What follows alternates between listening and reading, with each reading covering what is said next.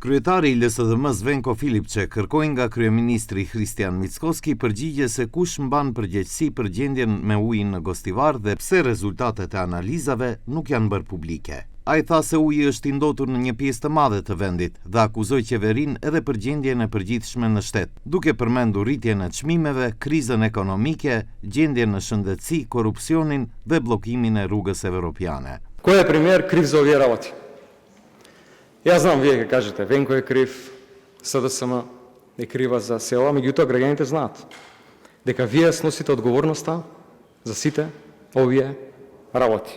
Но сакам тоа да го слушнам од вас. Кој е премиер е крив за сите овие работи во државата? Mickoski përsëriti se pret që Gostivari shumë shpejt të ketë ujë të pastër edhe për pije. Дали јас како инженер или Панче како правник се разбира или не се разбираш во не хиперхлорирање, не знам, но знам дека ако вчера беа 6 примерока неисправни, денес се 2, очекувам дека гостиварци за неколку дена ќе имаат исправна вода и за пиење.